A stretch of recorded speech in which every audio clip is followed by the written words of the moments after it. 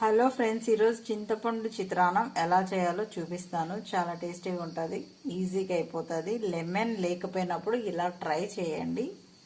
దానికి కావాల్సినవి చెప్తున్నానండి. ఆవాలు, జీలకర్ర, ఒటిమిరపకాయలు, చింతపండు రసం తీసుకోవాలి, ఉద్దిపప్పు, పసుపు, ఆనియన్, 2 చిల్లీస్ అండి. ఇది కారం ఉన్నాయి కాబట్టి నేను 2 తీసుకున్నాను. ఒకవేళ మీకు కారం ఇంకా కావాలంటే ఇంకోటి ఎక్స్ట్రా తీసుకోండి. కరివేపాకు, ఇవేనండి ఇంగ్రీడియంట్స్.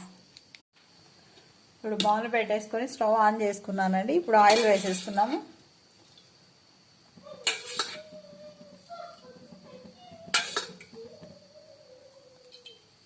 టూ అండ్ హాఫ్ వేసుకున్నామండి ఆయిల్. ఇది హీట్ అయినాక పోపు వేసుకుందాం.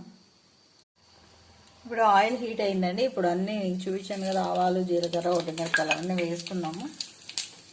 అలాగే ఉద్దిపప్పు వేసుకున్నాము. కొద్దిగా ఎక్కువ వేసుకోండి, బాగుంటాయి. అవును,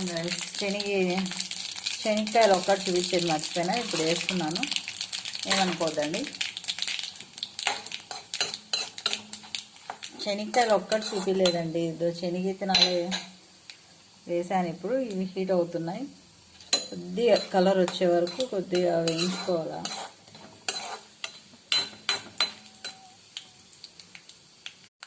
హీట్ అయిందండి. ఇప్పుడు ఆనియన్, పచ్చిమిర్చి, కరివేపాకు అన్నీ ఒకేసారి వేసేస్తున్నాము.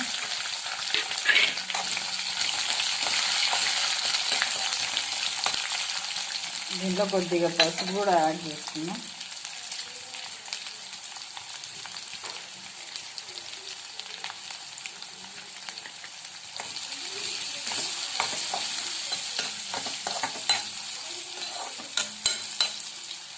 ఒకసారి ట్రై చేయండి, చాలా బాగుంటుంది, టేస్టీ ఉంటుంది. బాగా లెమన్స్ లేనప్పుడైతే చాలా ఉపయోగపడుతుంది ఇది.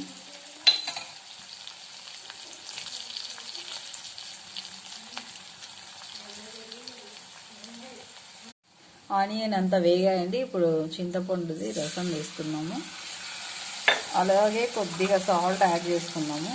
చూసుకొని వేసుకోండి సాల్ట్.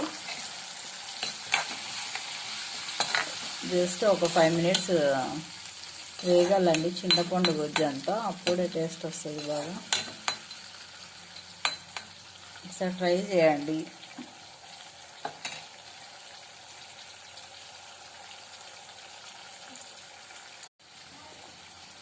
ఇలా ఆయిల్ అంతా ఇట్లా పైకి అంతా వచ్చేస్తుందండి, అప్పుడు ఇంకా వేగినట్టు.